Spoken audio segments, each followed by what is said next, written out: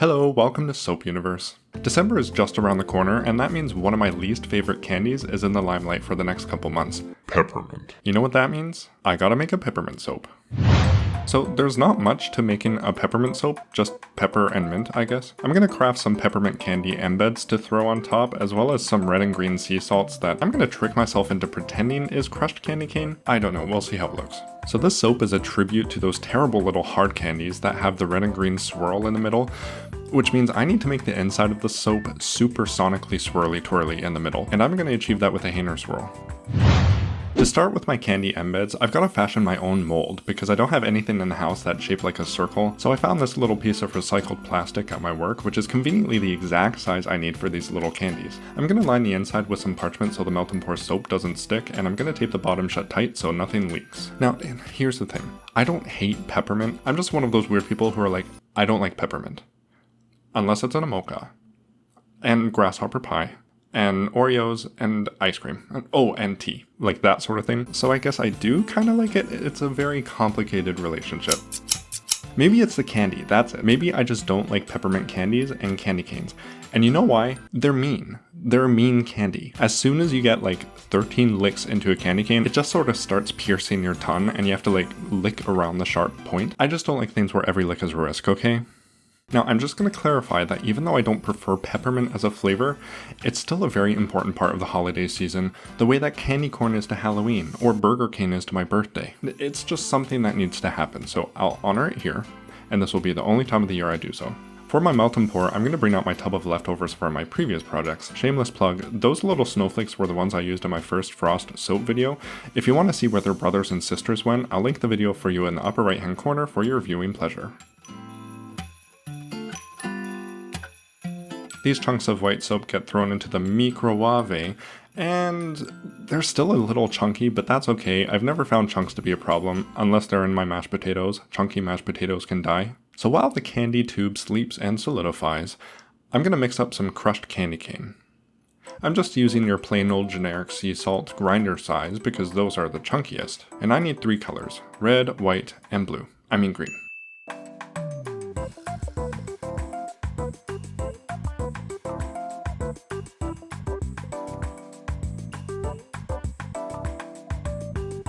To make the red, I'm just mixing together some Pretty in Pink and Crimson Heart micas from Voyager Soap and Candle, which is a great soap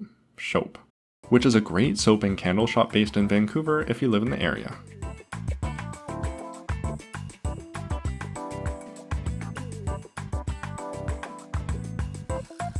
For the green, I'm using some jungle green and neon bright green, mostly because jungle green is too dark and neon green is too bright, and I'm hoping that by mixing them together they'll be nicely balanced. Except I poured too much of the neon and learned why people use measuring utensils, but those are 10 steps away from me and that's 15 steps too many, so I'm just using a popsicle stick for the other green.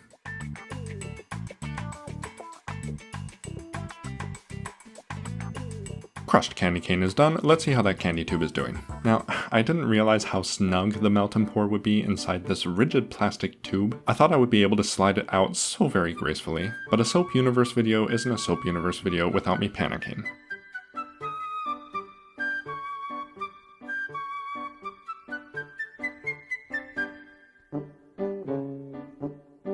Fortunately, I realized uncomfortably late that I could just push the soap out like a little push pop. Now I just gotta cut this little white push pop into bite-sized pieces.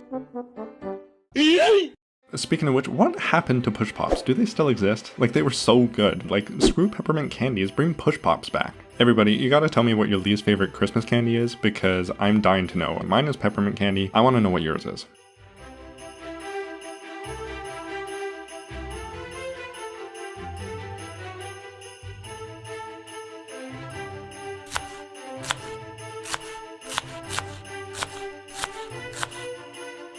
Alright, so these candies aren't perfectly circular, but they pass the crisp test, so that's good enough for me. I want to make them look like those red and green peppermint candies, and to do that I'm just going to mix some mica with isopropyl alcohol, which is a trick I learned from baking.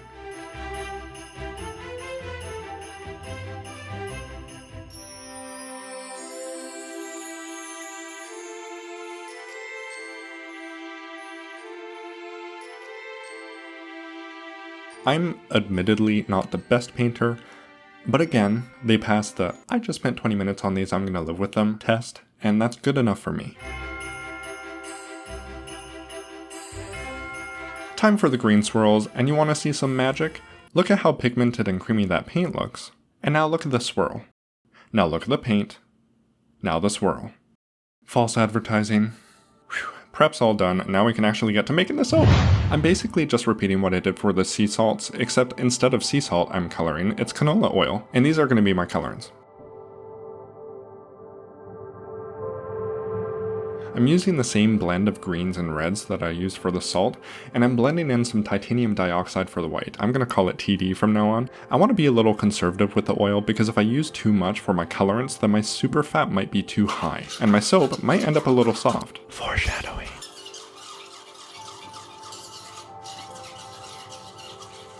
Time for the mad science. I'm just gonna slowly pour my skin eating liquid into my skin slimy liquid,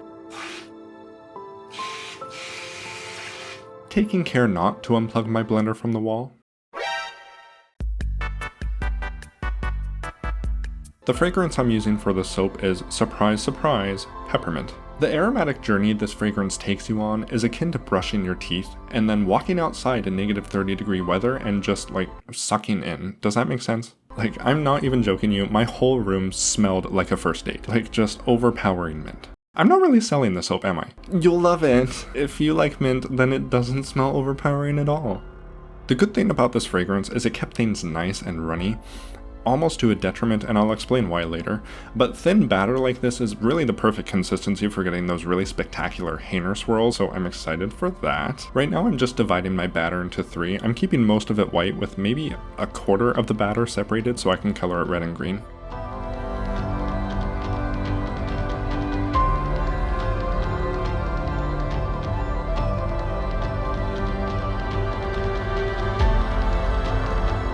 Here goes my white. Look at how beautifully thin that is. It's forming nice little ribbons.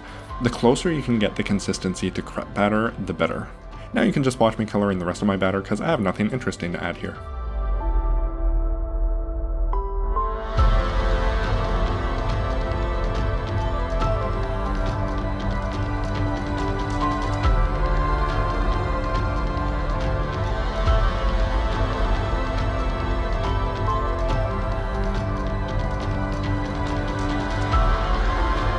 Like I illustrated in my fancy schmancy Photoshop drawing, I'm going to drop the red batter down one side of the loaf and green on the other side, layer with white, and then repeat but with the colors switched.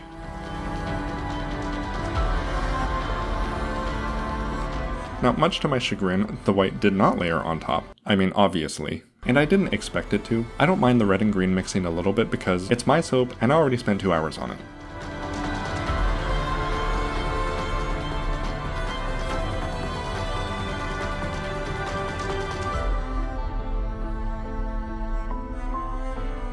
I also kept cleaning the places where I spilled some soap batter on the wood, and I don't really understand why, because normally I'm not that much of a neat freak, but of course when I needed not to be a neat freak, I was a neat freak, because I was spilling frickin' soap batter everywhere.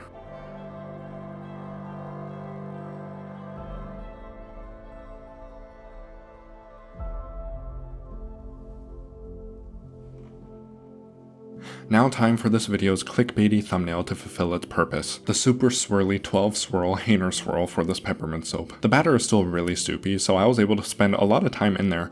I basically just did a spiral inward to the center of the soap 6 times, and then again going the opposite direction outward 6 times, and people, this is the most excited I've been to see the inside of a soap. And of all things, it was a peppermint soap.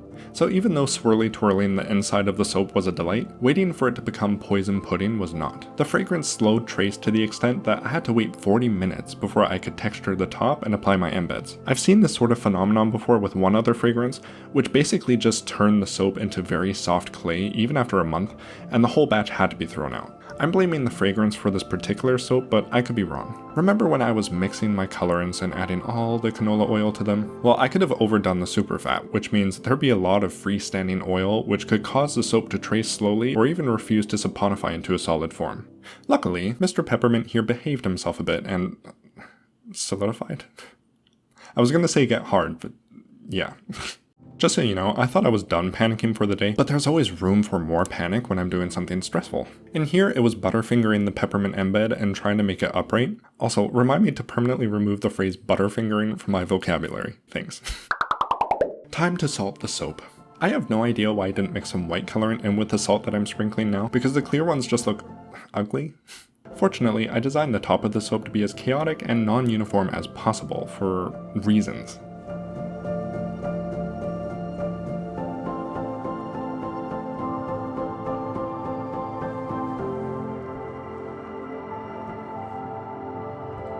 For some additional and definitely intentional chaos, I'm sprinkling some red and green Stardust glitter from the Good Glitter, which is really going to push that red and green dynamic into the too much territory. Everyone watching right now, just understand, I don't know when I've gone too far until a fortnight later, okay? It's a real process. But yeah, the top of the soap has a lot going on, which will probably complement the inside of the soap, which also probably has a lot going on, but we'll see.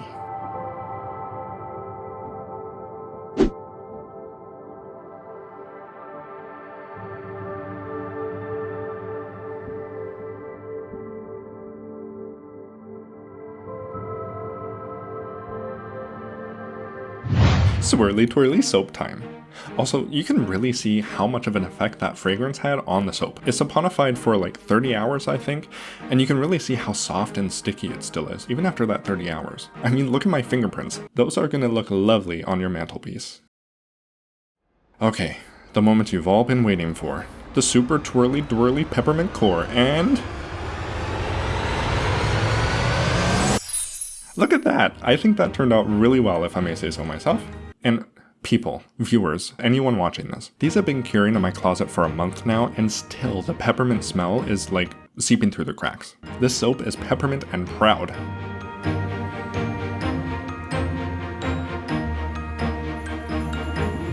I mean, just look at those swirls. I was worried the red and green would mingle too much and become brown, but there was enough white there to keep them in line. The totally not crushed candy cane salts were a bit of a miss, but the inside swirliness completely makes up for it.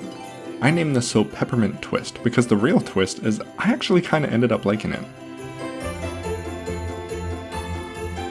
That was a soap journey in the soap universe. Thank you for watching. See you next time.